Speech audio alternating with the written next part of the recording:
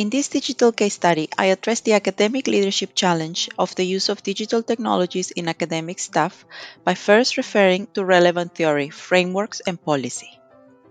After collecting answers via a semi-structured focus group with 6 colleagues from across faculties, I identified the barriers to the use of digital technologies and offer a practical strategy to address this academic leadership challenge.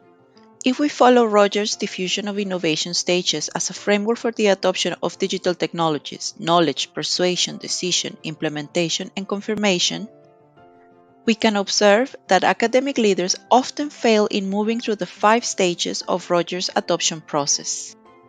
Higher education studies have reported barriers such as lack of time, lack of support, competing priorities, the complexity of technology, and the return on investment for using technology as the main reasons affecting technology use.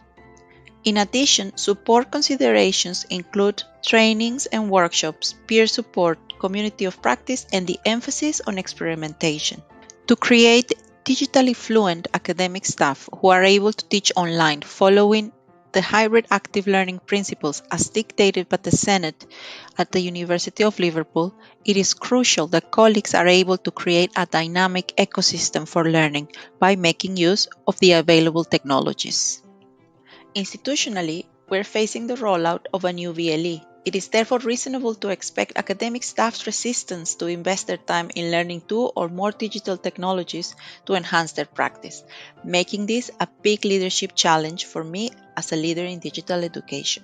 After analysis and consideration of the institutional landscape and the contributions of my colleagues from across faculties during the semi-structured focus group, I have identified these top 3 barriers. 1. Workload. Expectations of research productivity, teaching responsibilities, and learning new technologies seem to be the most pressing issue and barrier. 2.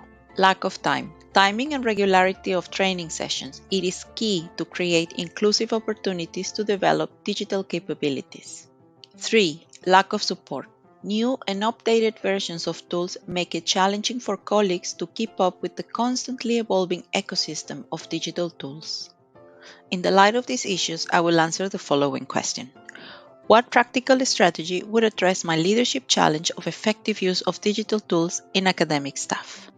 From the many potential strategies to address my leadership challenge, such as appropriate training and workshops, incentives for technology use, and the focus on experimentation, I propose virtual communities of practice as a key strategy to address the barriers to the use of technology. By providing the online support, space, and learning exchange with an emphasis on peer-to-peer learning and networking in a community of practice, academic staff can feel empowered and motivated to learn new digital technologies and apply them into their teaching practice. It is the culture of collegiality, experimentation, and exchange of ideas that a community of practice enables, which is likely to positively affect academic staff's use of technology. This strategy is particularly effective when integrating the faculty's pedagogical beliefs and learning context by a peer coaching approach, as the coach will reflect the expertise in teaching in a given discipline. A community of practice approach might not be the answer to all problems related to the adoption of digital tools for teaching and learning. However, it offers the possibility of bringing together the various types of solutions into one communal space. No matter the choice of a strategy from academic leaders, it is key that they work with teaching staff to find the most effective way to support them.